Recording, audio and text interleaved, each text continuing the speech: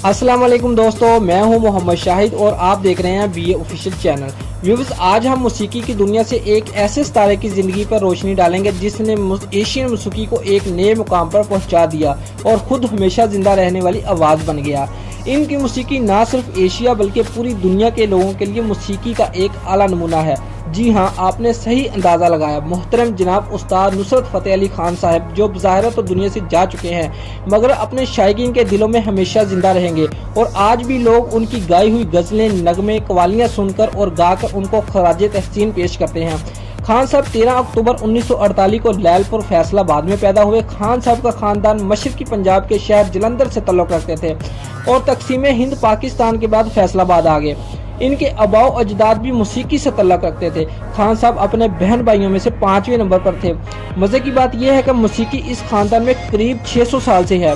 नुसरत फ़तेह अली खान साहब के वालिद फ़तेह अली खान, जो कि अपने ज़माना में मशहूर मौसीकीकार थे, नुसरत को मौसीकी की तरफ आने नहीं देना चाहते थे, लेकिन बाद में नुसरत की काबिलियत को देखकर उन्होंने नुसरत को मौसीकी की तरफ आने दिया और उनका ये फैसला एक अजीम कवाल की सूरत में हमारे सामने है। व्यूअर्स, 1971 में खान साहब के चचा मुबारक अली खान की वफात के बाद नुसरत अपने खानदान का सरबराह बने। व्यूअर्स, ग्रो की सूरत में पहली परफॉर्मेंस पाकिस्तान रेडियो के लिए, जिसका नाम जश्न बहारा था। खान साहब ने उर्दू, पंजाबी, फारसी, ब्रज भाषा और हिंदी में अपना सिक्का जमाया। व्यूअर्स, 1985 में खान ने world of music, art and dance festival London में पहली दफा इंटरनेशनल प्लेटफॉर्म पर परफॉर्म किया। पेरिस में खान साहब ने 1985 और 1988 में परफॉर्म किया।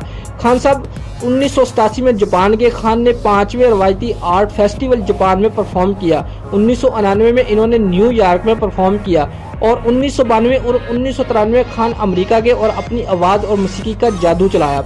व्यूअर्स, खान साहब तारीख के सबसे बेहतरीन कवाल कहलाए गए। 1987 में सदर पाकिस्तान की तरफ से खान साहब को प्राइड ऑफ परफॉर्मेंस का खिताब मिला। व्यूअर्स, 1995 में यूनेस्को म्यूजिक प्राइज मिला। 1996 में खान साहब को एशियन आर्ट और कल्चर में नुमाया शराकत के लिए अवार्ड दिया गया। व्यूअर्स, 16 अगस्त 1997 को खान साहब मोजी मर्ज हेपेटाइटिस की वजह से वफात पा गए।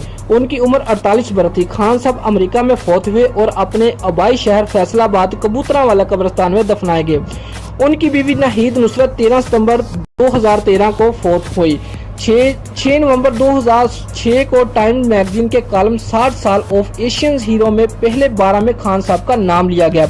व्यूअर्स, 2008 में खान साहब को UGO की list best singer of all times में 14 नंबर पर लिखा गया। व्यूअर्स, अगर आपको हमारी बायोग्राफी पसंद आई है तो आप हमारे चैनल को लाइक और शेयर लाजमी करें और सब्सक्राइब करना मत भूलिए। ऐसी ही बायोग्राफी हम आपके लिए लेकर आते रहेंगे। शुक्रिया।